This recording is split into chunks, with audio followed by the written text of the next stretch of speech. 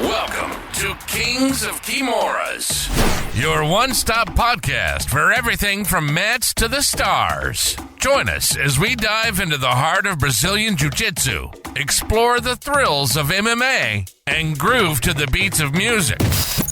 But that's not all. We're also venturing into the unknown, discussing aliens and the mysteries of the cosmos. And of course, we'll be shooting the breeze, sharing stories, and laughs along the way.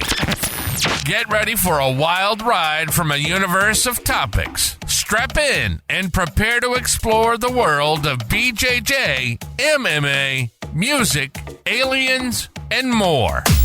Let's roll.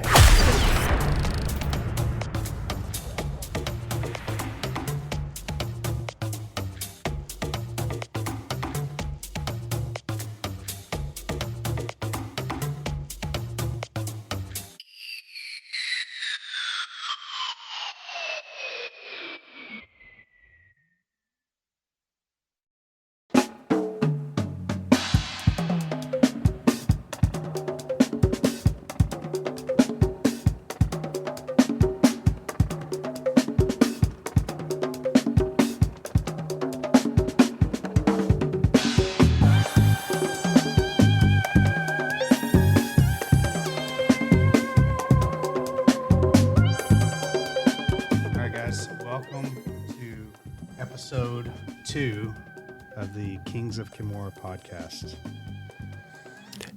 What's up? So we've actually tried to do this episode 2 a couple of times already. And both times we somehow managed to, or I somehow managed to screw up the recording. Yeah. So today we are recording. We got it set up in front of us, a lot easier to see.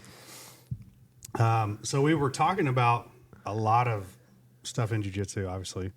But we kind of went over, or we tried to go over the Europeans. And since then, it's already taken place. It was like a long tournament. You know, it was like a 7-day tournament or something like that.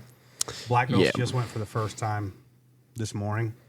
Yep. First round of black belt matches were this morning. So the guy we were talking about earlier, you know, this kind of brings it to our conversation of, does the gi help you get better in no gi?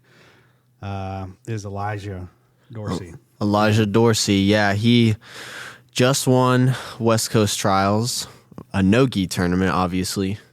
And now he's doing gi Europeans, and he's on to the quarterfinals. He's qualified for tomorrow. Honestly, I knew him more as a gi guy. You know, I saw him compete a lot in the gi.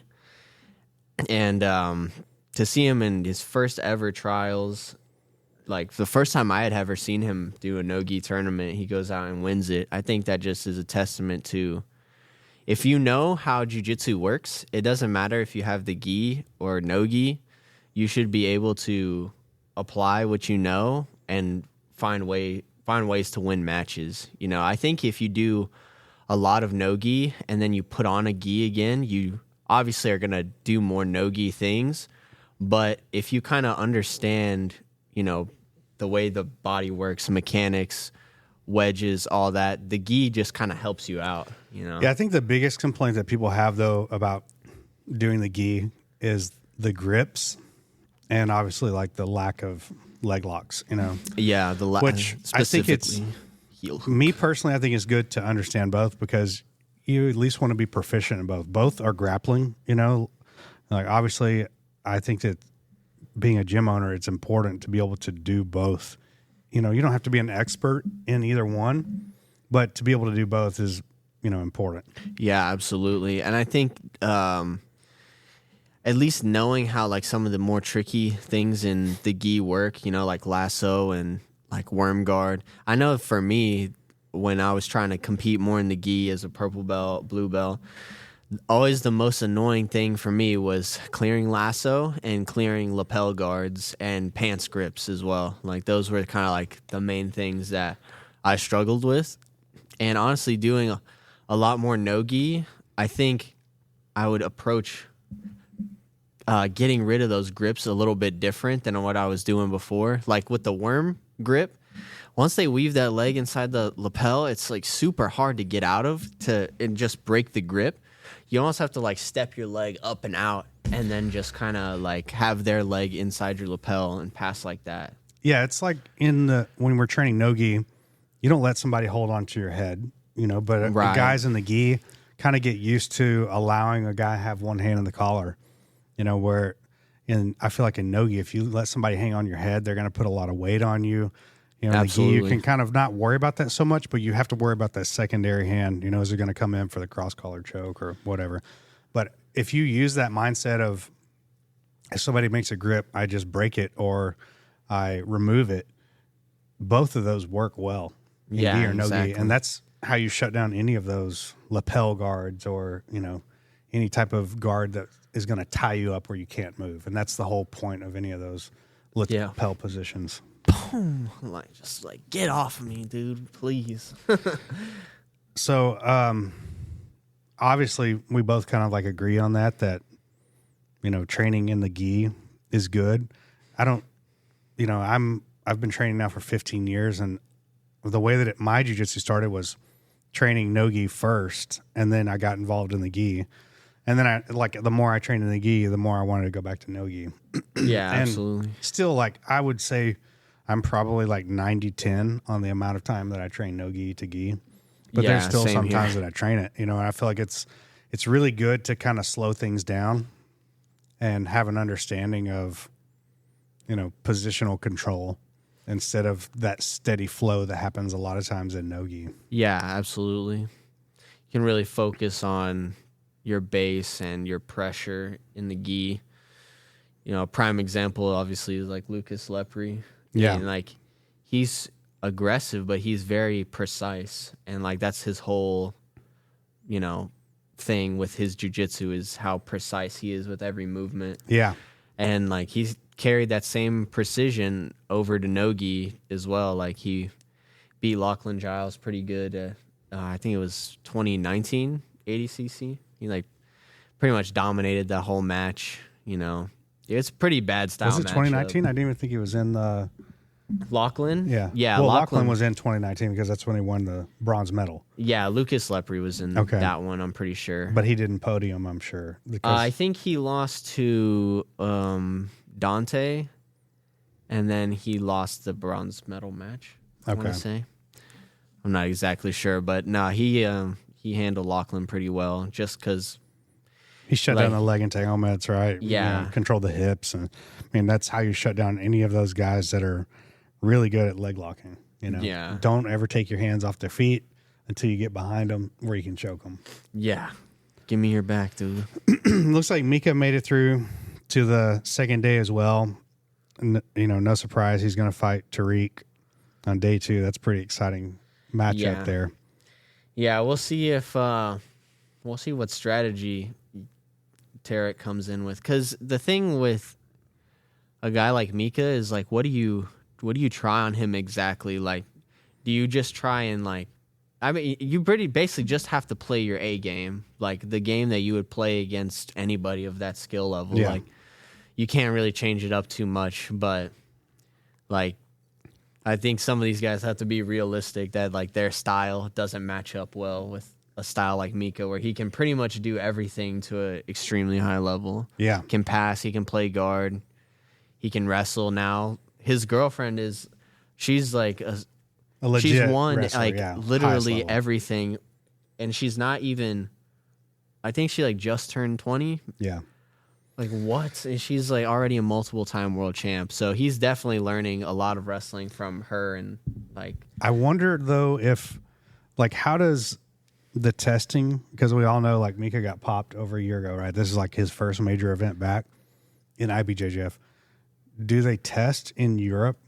Is USADA only in North America? Yeah, I think maybe so. Is that why he's doing these tournaments outside of the U.S.? Yeah, perhaps. I guess if we see June, July, when it comes around for Worlds, is he going to be competing? Right, yeah, because that's how he got popped last time. Yeah. Yeah. So is it even worth it? Probably not, because it's ADCC. Sure, it's not too far after that. Yeah. But you never, I mean, if you're on steroids, man, why not do both? Right. Unless you get popped, you know? Yeah. And then it's like, okay, well, now Back you're to banned. super fights and nogi, Yeah. and like, it doesn't. But when you're a guy that level and you get popped, that's what happens, right? You just go onto the super fight circuit, and now you It's actually like make kinda- money because IBJJF does not pay. So like Kainan Duarte is a prime example. He literally, I saw a comment he made under like once somebody posted about him and like, oh, this guy popped for steroids, blah blah blah. He made almost like a sarcastic comment and was like, oh no, I guess my career's over now. Like, it doesn't even matter. These guys pop, they get banned for a year, they come back like nothing ever happened. Right. You know? Yeah. And there's no, it's not like at the end of your 1 year, now they're going to test you and determine, did you stay off steroids for that entire year? No, nobody's going to do that. You know, No. if you're already doing it and you're training as much as these guys, that's the whole reason they're doing it. It just allows them to train harder and for longer and not have to rest as much, right? Your Yeah, body can exactly. recover faster. I just wonder though, you know, you see a lot of guys, and we've known guys in the sport that started that stuff super young, you know, 16, 17 years old. Yeah, like teenagers. And then ended up having, you know, severe problems where they couldn't have children or they had to have some kind of surgery to remove tumors. You know, what are they doing it under regulations of a doctor, or yeah. are they just kind of like, I know in Brazil you can literally walk up to a pharmacy and get pretty much anything that you want, you know? Yeah, for sure. So how are they doing that? What are the long-term effects? You know, nobody will know until it happens to them, but there is no, you know, you're not going to find a human-based study where they did, you know, over the last 30 years, they checked out somebody, they gave them steroids and, you know, Yeah. these are all the benefits and these are all the negatives. Kind of like For sure. just guys that have tested on themselves, you know? Yeah, that's like the only kind of thing they have to go off of. And it's like Reddit is, you see Reddit stories all the time of people who have taken like Tren, Yeah. like some of the really high end stuff, like the really strong and like serious stuff. And they tell like paranoia. They thought their girlfriend was cheating on them. They thought people on the road were going to like intentionally hit their car and try to kill them. Like night sweats, can't sleep. So it's like so many people have reported that stuff. So it's like pretty much a no-brainer. You stay away from this drug here Yeah. because pretty much everybody says the same thing. It makes you like a crazy person, but you Sure. get tremendous gains. So it's like, do you want to look jacked but be like mentally Yeah, like, I knew a guy, drained and you know, back in, wrecked? I would say my late teens, that he was playing football for a junior college. And when I knew him prior to him getting on stuff, he was like a tall, skinny guy. And then I saw him like 6 months later and he had put on like probably 30, 40 pounds of muscle in a super short amount of time. And he was insane. Like you could not have a conversation with this guy. He was paranoid. He thought everybody was against him. It was like, I had no idea what he was doing other than maybe some testosterone because, you know, we're talking like 20 years ago. So, Right, you know, yeah. it wasn't like, I'm sure the knowledge was out there. I didn't have the knowledge like I have now just from working with different companies like, you know, Waste to Well or like Dr. Mark's company in Irving, which I don't remember the name of. But that stuff, you know, it can be dangerous. But I think if you're doing it under, you know, constant checks of blood work and, you know, If you do it the safest way Sure. possible, yeah, absolutely. Yeah. Like you can get a good boost from it. yeah, it definitely doesn't take all the danger out of it. But then, like, you know, driving a car is dangerous. You know, Right. like, Anything that you're going to do is going to be there's risky. always risk for versus sure. reward. And I think if you take every precaution to mitigate that risk, then it can kind of like ease your mind. But Yeah. there is always that chance, you know, like some guys they get on and they just instantly lose their hair. Well, didn't expect that, but I guess I'm going to have to just be bald now. Yeah, I mean, that's not what happened to me and why I lost my hair, but definitely I've seen a lot of guys that get on it and you notice like, oh man, your upper body is like jacked. And then you see their legs and you're like, oh, it makes sense. And then you Okay. see the hair and, you know, it's it's never like the widow's peak. It's always like the spot on top. You know? Yeah, like, the back of the starts to go. That's here. like the dead giveaway. That's where it comes out first. So yeah, for sure. And then you end up looking like a butler. Yeah. Then it's time for it to go. Yeah. We can't be having nothing on top and stuff on the sides and the back. That's just looking like a butler. I mean, I think I'm either that or you look like Hulk Hogan, depending on, if you grow it out long enough and you wear a bandana, you either look like Hulk Hogan or and that guy, taking up steroids, Brett Michaels from Poison. Yeah. Those are the two guys you can look like. And honestly, both of those guys, you never knew that they were bald until the bandana came off. And then it's like, oh, fuck, you're really bald. It's bad. Like, it's really bad. That bandana has been saving you for years. So how do you think people should approach their training? You think it's like the way that I try to tell people about training is always like goal oriented, Absolutely. Instead of like just showing up and just training and like, I used to treat tournaments like that in the early days because I didn't have any coach. Right. And I'm talking like early days. Naga would be like the only thing, or like a local tournament. And I would show up and somebody would go, "What's your game plan?" I have no clue, man. Jiu-Jitsu is my game plan. And I would lose over and over again because I didn't have like a series of moves because my training wasn't based that way. Nobody was like telling me this stuff. And then the longer you spend in training, you're like, oh, I need to be like setting goals so I don't get burnt out for this. Yeah, absolutely. And I think when I first started jiu-jitsu, my goal was the goal of like a competition. You want to submit your opponent. You want to get a tap. So I was like, okay, well, that's a good goal to try to attain. But the way I was going about attaining it was like, I wouldn't say all wrong, but it was definitely like not the best way to approach training. And this is 2011, 2012 maybe. So people were starting to like kind of figure it out, but still, like, I didn't know how to really train properly. I just knew I need to get a submission. Yeah. So I kind of figured out like things that I liked in my game, but I feel like I plateaued a lot when I got my yellow belt because the stuff that I was doing wasn't working anymore. Mm-hmm. And I had to like then come up with other things that I like to do. And then, once I started to kind of do that, I switched back over to wrestling. And then I was wrestling for a few years, not really doing much jiu-jitsu. But now my training's a lot different. Situational is definitely a must because it gives you a certain goal and you start in a certain position you might not end up in a whole lot, like bottom mount, bottom side control, on the back body triangle, like tough positions. Yeah. And but yeah, absolutely being goal driven and oriented is gonna be better than just coming in for an open mat and getting rolls. You're not going to get much better. I know like for that. Me, when I used to go do the pro training years ago, with our team, I would go in there and guys were like always way better than me because they'd been training like their entire life. I started jiu-jitsu relatively late in my late 20s, but these guys had all started when they were like 9 years old, and now they're like the same age as me, So I had to figure out a way to learn faster, and I don't think that instructionals are always the best way to learn faster. Like obviously competing is a great way to learn, but if you can put yourself in hard training with people that are better than you and pick up on moves that they're doing and then like get tapped or reset the position and then try to do that move to the person and see how they react to it. And you take that direct lesson you learn there.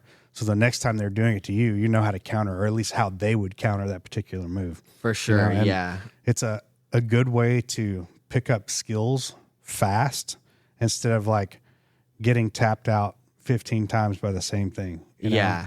You have to like understand how the attack works so you can sharpen up your defense. Yeah. And then once your defense gets sharp enough, you can start countering, and then you can start just completely shutting down their game at a certain point, right? That's like the mark, I think, of a good black belt is how well can they shut down your game and employ their own game plan. Yeah. Now, some black belts, their game plan is to shut down your game, and that's it. They're not trying to submit you. They're not trying to really score points. They're just trying to shut your game down. And that's a skill, but I feel like that's a skill that like any person can obtain fast, right? Yeah, if you absolutely. have size and you have athletic ability, you do maybe like a week of classes. I bet you could shut like a guy that's higher ranked than you but smaller than you. I bet you could shut their game completely down. Yeah, absolutely. You know? Absolutely. But in order to like counter that, you have to pick up skills. You have to be able to, like you said, implement your game. And that's sometimes what those people miss out on, that their only goal is to just shut down somebody else's game. Yeah, like that anti-jitsu, that term gets thrown around a lot, I know, but that's, I think, the true anti-jitsu is just completely shut down the other person's game and don't fight for the submission. You can shut down somebody's game and then systematically go to side control, to mount, take the back. Like, all those things are available to you, but a lot of these people just neglect that. And they're just like, I'm cool with just shutting people's game down and not letting them submit me. I'm cool with that. Yeah. And I'm just like, no, I think there's more to it. And I think you're hindering your own growth, even as a black belt. Like, if you're not constantly trying to learn, black belts who, maybe right now are purple belts, but then by the time they get their black belt, they're like on a totally different level than the black belts who have been black belts for 15 years. Yeah, and sometimes you can get stuck in that rut where you're not learning anything new because the people you're training with are, you're catching them and all the stuff. But I feel like as an instructor, if I notice that I'm catching everybody in like a particular move, the next thing that I'm teaching is how to shut all that down. Yeah, absolutely. Yeah, because for sure. It's cool to like be able to do that and hit a move on anybody, but the real objective here is like teaching people how to be better than you. And I think the only way to make yourself better is teach everybody how to stop your game. Right. Because it's like sometimes it's a compliment when people tell me like, man, I did not even know what just happened. Like, what did you just do? Because it's like, it feels good. It's a good little ego booster. But then I'm like, okay, let me show you how you're going to avoid this. And some of the moves you can avoid by just doing one thing correctly. Yeah. And it like completely shuts down the move or the setup to the move. Mm-hmm. And then once I show them that, they're like, oh, okay. And so it's not as easy to do those things on them the next time. And then, of course, you chain it all together. That's when the real chess game starts. Try to get a few steps ahead and then just maintain that lead. They try to move, you're just always at least one step ahead. Yeah. Ideally a few more, but always stay ahead. Yeah, and that's something you said there, like the one step ahead. Something I used to hear when I was beginning was, oh, you want to be 3 or 4 steps ahead. And like, if you're that far ahead of the guy, that means there's like a big you already skill tapped gap. him, right? Yeah. So like you said, one step ahead is really all you need. That's enough space to be able to hit the submission or hit the positional control that you're looking for. Absolutely. So something that you wanted to talk about here was this donkey guard controversy. Oh, yeah. What is the controversy there? Obviously, it's like a position that people don't think is real, but it is. Yeah, so, I mean, really the controversial part is just like any other. So, like, Abe, who actually used to train around here, Abraham LaMontagne. Honestly, he has a sick name, but he like started doing donkey guard on guys and hitting them with this toe hold, and he's done it to some high level guys like Miha from Legion. That's just one of those moves. He tried it on Wagner. He almost got it on Wagner. In it if you don't know what's happening. Yeah, and I think like the people who wrestled deal with that position better, because what I started doing was sitting out and getting my hips and my head up higher. So I also watched a video on Flow of Gordon and Abe rolling, and that was Gordon's game plan. Get his hips and head up real high. Mm-hmm. So basically you have to work to control the hips, and the feet aren't available. Right? A lot heavier on his feet. Yeah. And basically like, you pretty much turn them upside down, and Yeah. Abe was trying to kind of collect his ankles and knock him off balance, but Gordon was just so upright with his positioning and his posture that it's like once he gets there, he's very difficult to off balance. You know, somebody that when I would train with him a lot that would put me in that position was always JB. Like he would end up in that. You're like facing the mat, but you're locked in closed guard, and he's on his knees facing the other way. Yeah. And the way that he would always deal with it is he would just spin around and then sprawl to break your guard, and then he's on your back. You know? Yeah, exactly. And like wrestlers, that's because sometimes you'll take a shot and you'll come out the back door, like a double leg where your head's in the middle of their legs, and you kind of end up in that same style of position, but then it just becomes a scramble where let's see who can get their hips and their head up higher and then start to separate the feet, turn back inside, and then get the back or just get top position. Yeah, I feel like it would always end up there when he would do the ankle pass. You'd like pass his guard into side control, and then he would pass your ankle, and you would try to lock a guard, you know, from behind. Yeah. Not understanding what you needed to really do in that position, but, you know, in the beginning stages, like I would get caught there, and then he would be on my back. And like, damn, how did this happen? Yeah. But then you start to understand the position, like you're saying, if you're heavier on your weight there, right? Your spine is straight, your hips are above your ankles, your knees are bent solid. It's going to be really hard to collect your legs to off balance you, and that's where that attack happens. Is yeah, absolutely. And like, and then guys will try to, so they'll get knocked to their hips, so they'll be sat on their butt, and then what'll happen is they'll try to spin over to try to get height, but then as they spin over, they don't get heavy enough on their legs and posture up enough. So they basically just end up spinning over with their legs extended, and then they get toe holded. And then they try to roll through again, but then you just put yourself back on your hips. So it's a pretty tricky position. I know Owen Jones, really the controversy with that is like Abe was saying like, well, this is kind of like my technique. I kind of made this popular, blah, blah, blah. And then Craig Jones was just taking the piss out of him, basically, and like roasting him and like saying like, how can you say it's your move, blah, blah, blah. No one knows who you are. John Danaher won't even let you like say that you're his student on his like seminar posters, just going crazy, like just like Craig does, you know. But I mean, it's definitely a position that works well. But again, so many, like the Mikey lock is another one. Like people get so caught up. Let's save that Mikey lock for right after a break. We're going to take a break real quick and we'll come back. Hi guys, Tony Trammell with Corporal Martial Arts. I want to let you guys know that we have a new gym opening up in downtown Plano. We're estimating that date is going to be a little bit before March 1st, but March 1st we are going to have a seminar with Justin J. Flo Flores. If you guys don't know who he is a 2020 judo coach for the Olympic team. He coached athletes like Ronda Rousey in the UFC. He's a D1 wrestler, and he's a black belt in jiu-jitsu. So wide variety of skills. You guys don't want to miss this. Make sure you go to corvoma.com to get signed up and save money, because those prices are going to increase and the spots are limited. So make sure you get in on that deal. Thanks, guys. All right, guys, we're back from the break. We are back. So we were talking about the Mikey lock and the controversy there. You know, obviously there's been like a lot of guys that have kind of made that same move. I want to say like Eric Paulson's probably the first guy that I ever heard of doing that particular lock, you know, using the side of the face and the neck. And who's to say that, you know, prior to that, I mean, there's no telling who the first guy that made that up. I think it's like anything, you know, there's people on thinking on that same wavelength. How many times have you heard of some guy inventing something and then some guy on the other side of the earth, like around the same time, invent the same thing? You know, whether absolutely. It's like a device, a tool, or food, or, you know, you name it, jiu-jitsu technique.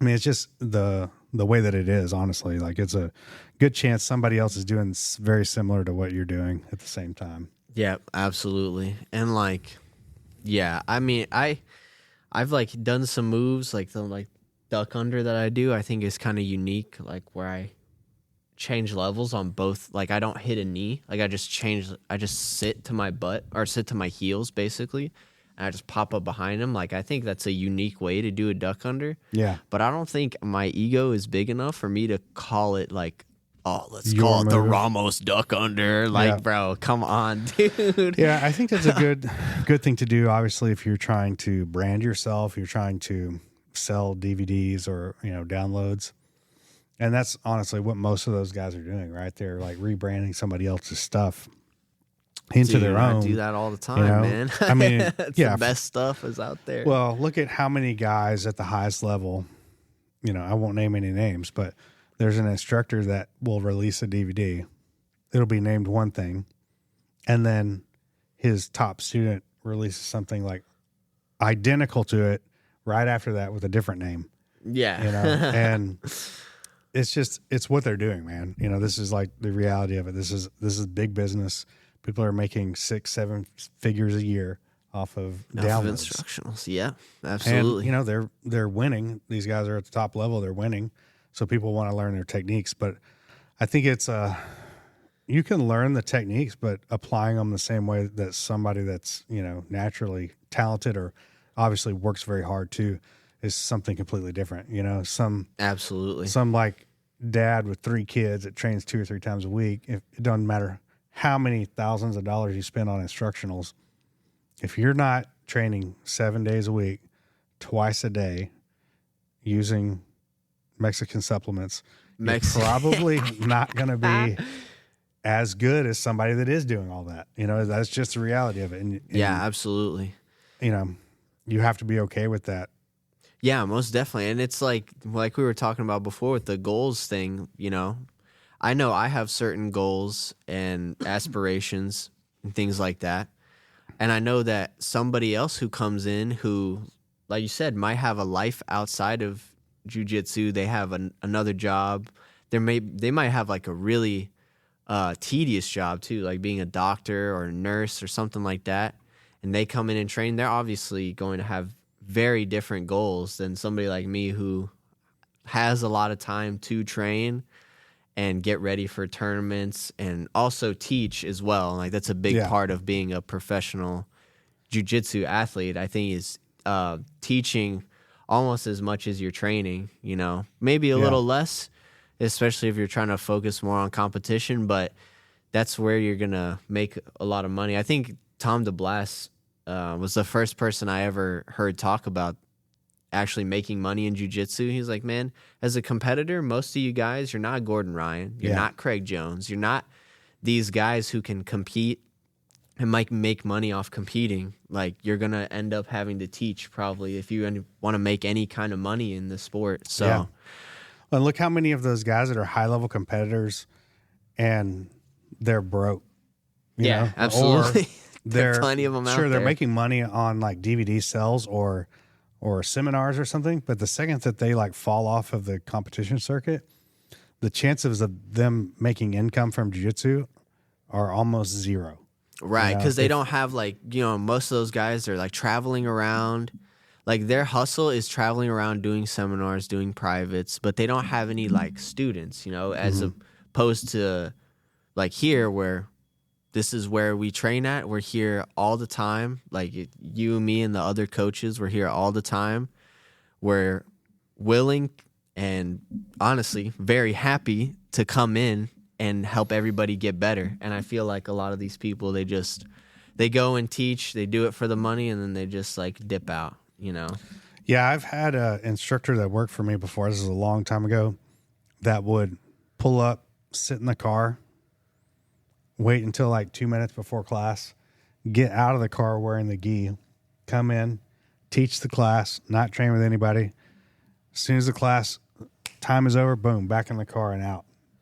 And that, like as an instructor, part of your job is to connect with the people that you're teaching. Absolutely. If somebody comes in here and they feel like you don't care about them at all, I don't care how good you are at jiu-jitsu, people are not going to want to stay around you. I mean, we know highest level guys treat people like trash. People leave. Yeah. The best competitors, the best students leave because they don't want to be there. It's right. There's got to be some give and take there. Obviously, as like a business owner, you have to be willing to kind of like put yourself out there, but not so much that you're giving too much of yourself. You know? Right. And there's a fine line between that. And, you know, me personally, I'll come in, I'll teach a class, and then sometimes I want to get out of here. Well, there's like 3 or 4 people in a row that need to talk to me or something, you know? So you have to be okay with that, you know? And some days it's hard to do that. You know, I may have things going on myself. Yeah, but, absolutely. But that's part of business owner, you know? And now that we're having this second location open up soon, you know, we'll be more separated where, you know, we'll still be a tight team, but for sure we're not going to be together every day like we were, you know, and that's just reality of life. You know, like the longer you train in jiu-jitsu or the longer you do anything really, you understand that like at some point people have their time together and then they have to go and either be their own leader or have their own new set of issues and challenges, you know. For sure. And it's like a cell that gets too big, you know, it starts to split and you don't get small or like, you know, one cell is bigger than the other one. It always splits even, you know, and then eventually you guys come back. You can always come back together and it's still going to be all good, you know, like, and it's not like you spend like a month without training with each other. Sure. You know, there'll be a lot of back and forth for sure. But yeah, I know there's going to always be those people who like can only train here and then can only train at the other spot. So I'm excited. I'm really excited. As we grow and open more locations, it'll just be more people. And, you know, I think, but it's important as a team and as a leader of a team to make sure that there's never a time where there's that separation, you know, where any one place feels like they're better than the other one. And sometimes I've seen with team leaders, they kind of forget that, you know. For sure. I mean, yeah, absolutely. They get to this point where they feel like, you know, they don't owe anybody anything, so they don't pour into them as much as they used to, right? And that automatically puts a separation. Yeah, and it's got to be important to, you know, do team events and make sure that the connection is there. You know, I mean, like we do our coaches meetings regularly, you know, coaches dinners, breakfast, that kind of stuff is important as team building, you know, but you also have to do that for the students that train there as well. Absolutely. Absolutely. So on a March 1st is like going to be the soft opening. You know, we're finally getting J-Flow in here, Justin Flores. Oh, yeah. J-Flowing. You know, he's been a coach to several high-level MMA athletes, but also the judo coach for the USA team, D1 wrestler. Stud. I haven't ever trained with him, but I've seen a lot of his videos online for years. And we had the opportunity to bring him in, I think it's actually today, but it just didn't work out because of timing or whatever. But yeah, so that'll be like our first real seminar in our new spot. That's going to be sick, man. I've seen his videos. I've never gotten the chance to train with him personally just because he lives in California and I live in Texas. So there's already an issue there because I do not want to go to California. But where I would definitely go to train with him. Out of all the places to go to in California, San Diego is probably going to be the best. You know, it's what you're thinking of, like not wanting to go to, is going to be LA. And linked up. Sure, LA is horrible and is one of the most beautiful places I've ever been, but at the same time, it's horrible, man. And God bless anybody that wants to live there. But San Diego is a little bit different. You know, a lot of military there. So it's a little bit cleaner. Although I did see some video today in La Jolla, like some guys coming from, I don't know where they were from, but they were on a boat and they were like 100% speed onto the shore and then running from the police. So I'm assuming they were some kind of people crossing the border. Some kind of immigrants, yeah. And you know, right across from San Diego is Tijuana. So yeah. You know their visa is expired. That's what they're going to tell you. So my visa expired. Yeah. So I guess we got trials coming up. You know, that's the next big thing for you, right? Like the next competition. West Coast trials for sure. Yeah. Doing minus 77 again because those minus 88 guys, y'all are gigantic. So, and that's the thing with the ADCC weight classes is like, there's such a huge gap. 66 and 77, that's a gigantic gap. Like, if you think about UFC weight classes, you have 145, 155, and then it's welterweight, right? Yeah, so some good jumps there, but at least there's a 155, right? This goes from like so what's minus 66? Like 140 something? I think it's 146 or 147, something like that. And then to 169. Yeah. Like almost 170. Like, so it's pretty much like lightweight wouldn't exist in the UFC if those were like the weight classes. Yeah. It would be featherweight and then welterweight. But I feel like if, let's say, okay, hypothetically, ADCC adds more weight classes. You and I have both been to trials, and it is a long event. Like normally by day 2, if nobody true. has made it to day 2, I go for a couple matches in the morning, and then I watch the rest of it from the hotel because it's a long event. I mean, Worlds is even longer. It's a smaller tournament, but they stretch it out because of so many things that they're doing, you know, show wise and showcasing. I feel like if they did extra weight classes, either one, you're going to have to get a giant venue, like a Las Vegas venue where they have Master Worlds, or you're going to have the event in a couple of different weekends or extend it to 3 to 4 days. Yeah, I don't know. I feel like I think adding more weight classes or switching up the weight classes, like the guys who are kind of in between on the weights, I think would fit into those. So you might get a more like stretched out, you know, like guys who would normally be 77, but on like the low end or pretty much their like natural walking around weight. They cut a little bit of weight. They go down to like the next lowest weight class and they compete there. So you might get it more stretched out, but yeah, that is true. You could attract more competitors that way. What is it? 300 competitors in a division sometimes? And yes, I think the max is 270 something, which is what it was for East Coast trials. And I'm sure, I mean, it's already almost sold out. Like, you let me know. He was like, hey, it's almost sold out. I'm like, all right, let's go. Certain divisions will fill up faster than others, you know. Minus 77 fills up like normally that. 77, 88, and then a lot of guys have that problem of making 66, you know. And yeah, 66 is slower to fill up. And the minus 99, you know, is like, I don't know if that one's ever filled up. I definitely know the plus 99 is never filled up. Never. But, you know, definitely those in between weights that more people either have the natural walking around weight or the drive or ability to cut to those weight classes.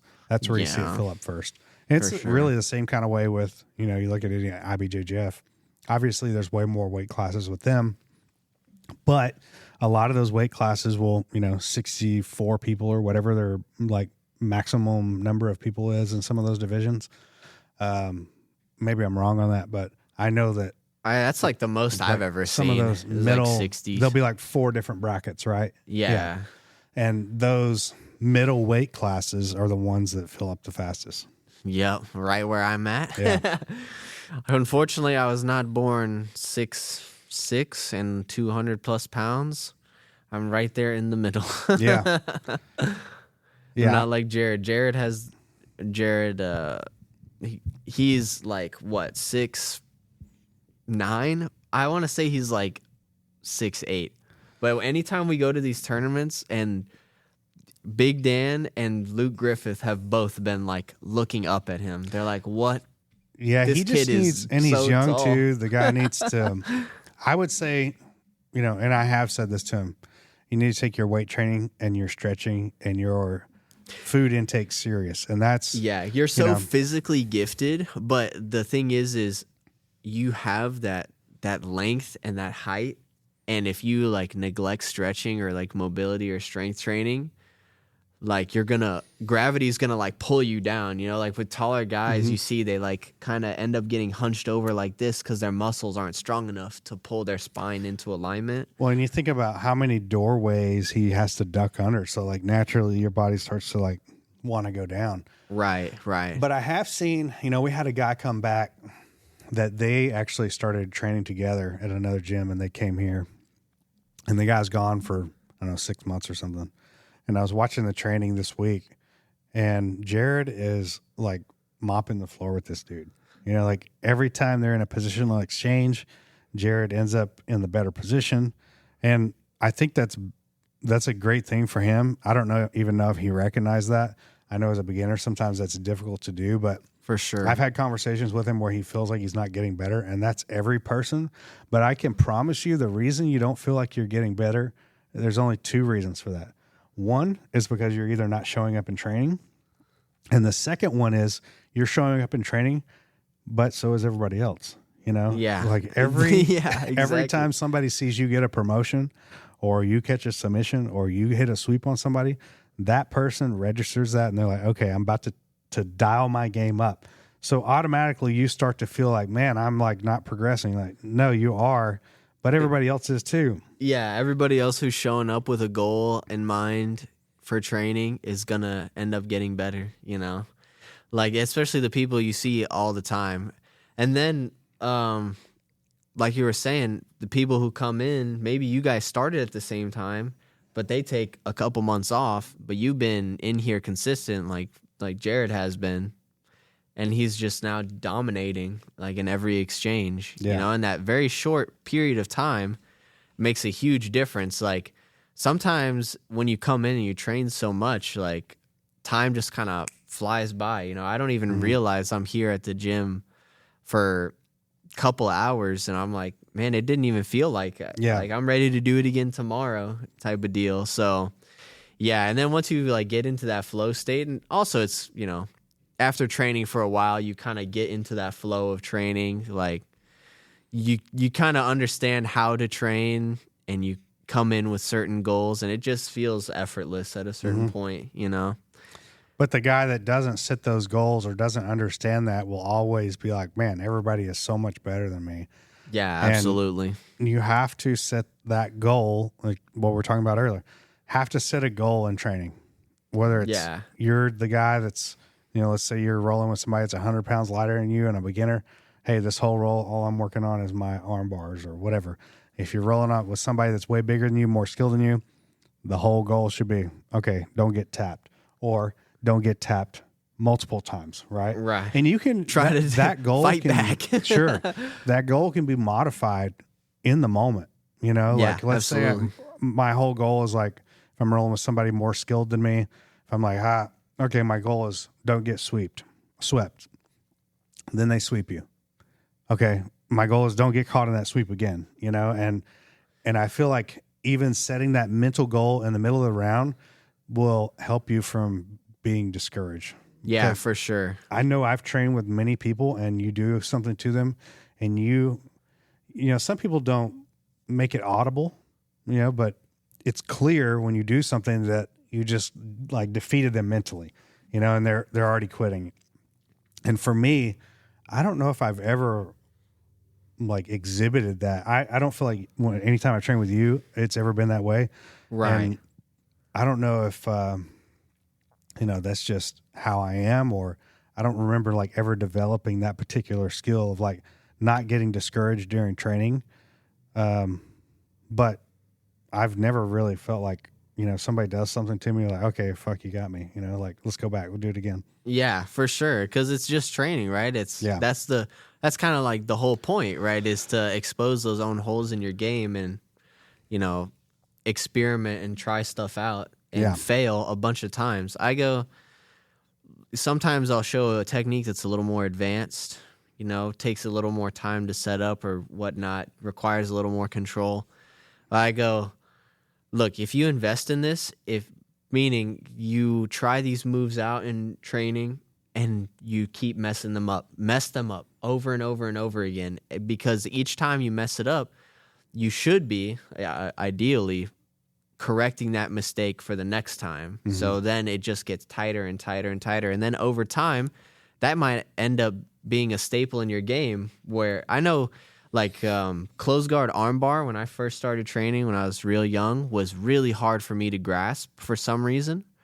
But then once I understood the mechanics behind it, like, okay, I got to really get the angle, really get perpendicular with the body, throw the leg over, stay tight. Once I got reps of that and I started to catch it more often, I was like, okay, I think I can really make this part of my game. Yeah. So don't get discouraged if you, oh man, I'm trying this triangle, but I just can't get it. Okay, well, if you did everything correctly, the person should be tapping, right? So if you lock up a triangle and you don't get the tap, you messed up somewhere in there. Mm-hmm. So finding those mistakes and correcting those, this is also how you get better a lot faster, for sure. Well, I think that's a good note to end on. Absolutely. We like covered quite a bit of stuff on this podcast. If you like what you're hearing and you want to support us, we now have a Amazon shop, so you can see the products that we like to use. You can also use that shop link to shop yourself. You don't even have to buy the products that we're putting. Just use that link. It'll help support the podcast. It helps us pay for things. It'll help us improve our production quality. And we're doing this for you guys. So we'd appreciate it if you help us out. You can also find us here at Corvo Martial Arts. My Instagram is at Uncle Tony BJJ. Yours is at D Ramos BJJ. All one. Don't add in the underscore after D. You will get a different D Ramos. You'll get Damon Ramos. D Ramos BJJ. All one. So there's a couple different ways you can support us there. If you like what you're hearing, make sure you like and subscribe on all platforms that have our podcast. Thank you guys. We appreciate it. And that's a wrap for today's Kings of Kimuras episode. Thanks for joining us on this epic journey. Remember to keep training, stay curious, and always be ready for the next adventure. Until next time, keep your guards up and your minds open.